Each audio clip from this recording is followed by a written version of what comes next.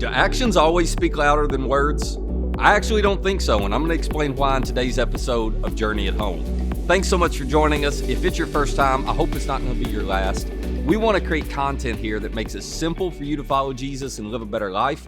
So do me a favor, if you haven't yet, hit that subscribe button and the bell for notifications so you don't miss any of this content. And then let's jump into this new series we're calling The Weight of Your Words. So we've all heard the saying, actions speak louder than words. And I'll give you that's generally true when it comes to our relationships with acquaintances or with strangers.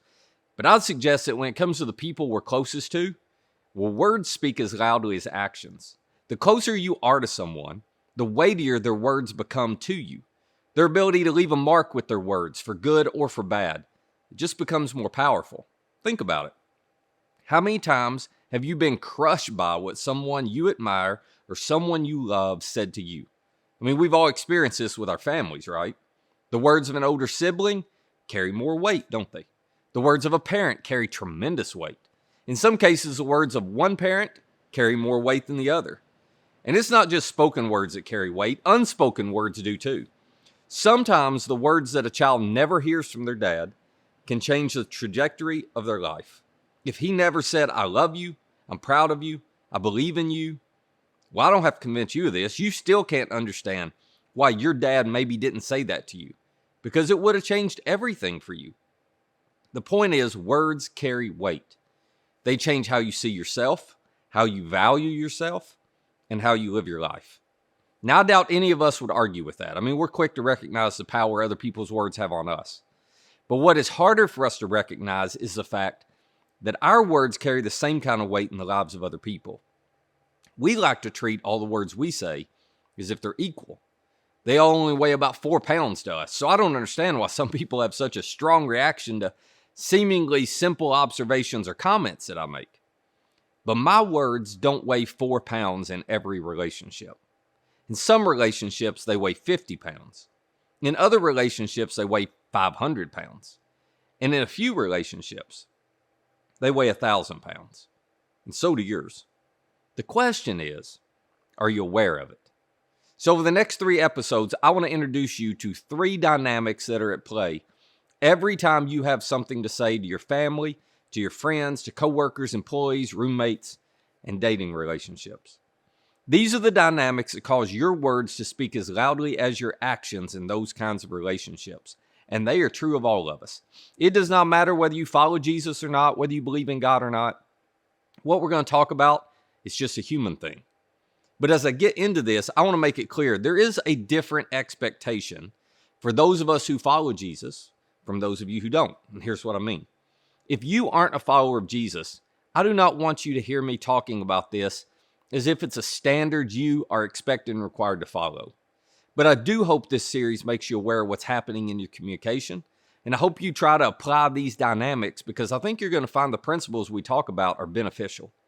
However, for all of us who follow Jesus, let me remind us that we get to choose whether we follow Jesus, but we don't get to choose how we act and react once we follow him.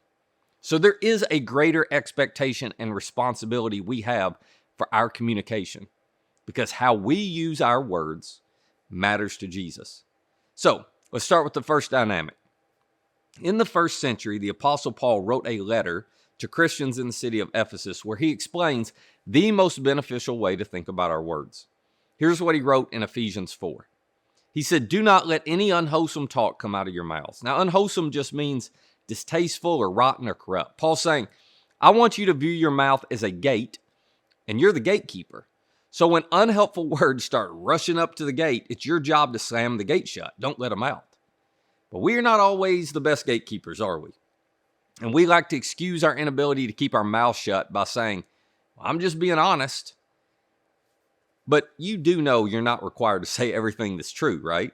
If you walk around saying everything that's true, you won't have any friends, any job, or any life. So we actually can't hide behind the just being honest excuse because honest isn't always helpful, and honest doesn't always meet the standard that Paul's about to describe. He says, don't let any unwholesome talk come out of your mouths, but only. That means you're expected to be selective, right? You're expected to monitor what you say, only select certain thoughts and certain words to voice. Specifically, he says, Only what is helpful for building others up according to their needs. Well, there's your standard. Every conversation we have should build the other person up. Now, that's not a standard I score very well on, if I'm being honest. Maybe you're better than me, but I am not always great at this. So let me go ahead and get the objections out of the way that come when we hear uncomfortable things like this. This does not mean that you don't talk about hard things sometimes. Some of you are thinking, come on, Matt, I can't do this at work. Nobody will ever get anything done. I can't do performance reviews this way. Hey, would you consider coming to work a little more than 3 days a week? And what if you showed up on time? We really miss you when you're not here. I mean, you can't do that. Some of you dads are thinking, I can't be soft on my kid. That's not good for them. I got to make sure they work hard. They grow up to be responsible adults. I just can't be a cheerleader all the time. The world's not all rainbows and unicorns. And you are right. You can't and you shouldn't. One of the most unhelpful things you can do for your kids is to give them praise they don't deserve. I know you love them so much and you want to build their self-worth, so you tell them they're the smartest kid in the world or the prettiest or the best athlete. But you know what you just did?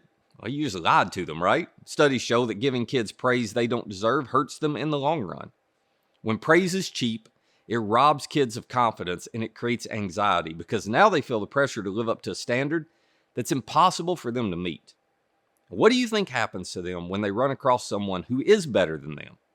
Well, now their identity's shattered because they never learned to find their value and self-worth in the truth of what God says about them and who He made them to be. So here's a little tip. It's always better to praise the process than to praise the person. In other words, instead of looking at that test score and going, oh my gosh, you're the smartest kid in the world, you can look at them and say, I'm so proud of you for working hard to get that result. I mean, you took the intelligence God gave you, you made the most of it. Great job. Or instead of saying, you're the very best one on the team. I'm so proud of you. Well, I mean, what happens when somebody better joins the team? Are you not going to be proud of them anymore? Well, of course not. So instead, you can just say, I'm so proud of how hard you work to develop your talent. That work ethic, that responsibility you show, it's going to pay off for you all your life. See, we love our children for who they are, but we praise them for what they do that honors God. That is how you use your words to build them up according to their needs. And then when you need to correct them, you let them know, I believe in you. I know you have what it takes to do better on that test, to be more responsible, to be respectful to those people, to show up on time, whatever it is. But you just didn't make the choice to do that this time. And I'm not going to let it slide because I know you have better in you. And I know if I let it slide, it's going to hurt you later in life. See, that's what Paul means when he says to select your words carefully so that it builds people up. But if I'm being honest, here's where I struggle. Did you notice that Paul wrote to build them up according to their needs? My problem is I'm confident what they need to hear is what I want to say. I feel so passionate about what I've got to say that clearly they ought to hear it. But too often, how I say it negates what I said. And then 20 minutes later, I'm back apologizing, not because what I said wasn't true, but because how I said it didn't actually build them up. It is much easier for me to be focused on saying what's most helpful for me to get off my chest that meets my needs than it is to focus on them. And after I say it, I feel so much better, but it just wasn't helpful to them at all. So I know I've got to be more dialed into what they need to hear than I am to what I want to say. So how do you do that? Well, if I'm going to say something that builds them up according to their needs, I have to be a student of that person. I need to understand what they're struggling with. I got to understand how I can best connect with them when I talk to them. I've got to understand that approach and intent matter as much as the content of what I say. I mean, sometimes the most loving thing to do is to tell them the hard truth in a way that'll encourage them to pursue it and build them up. Other times it's to not say something when I know it'll demoralize them and not help them be better. But every time it's to remember that my words don't weigh 4 pounds to them. So Paul teaches I need to weigh my words based on what's most helpful to them, to build them up according to their needs, so that in his words, it may benefit those who listen. So when I walk away from my conversation with you, the question is, did what I say build you up and benefit you? Are you better for having had the conversation? So this is the first dynamic you have to remember. Words are not equally weighted. Your words do not all weigh the same to everybody. Negative words, they weigh way more than positive words, don't they? Takes about 10 times as many positives to outweigh one negative. The ratio is definitely not 1-to-1. So I have to remember that. And 100-pound or 1,000-pound words can be used to build something amazing, but they can also do devastating damage. So, would you pause this week and take an audit of your words?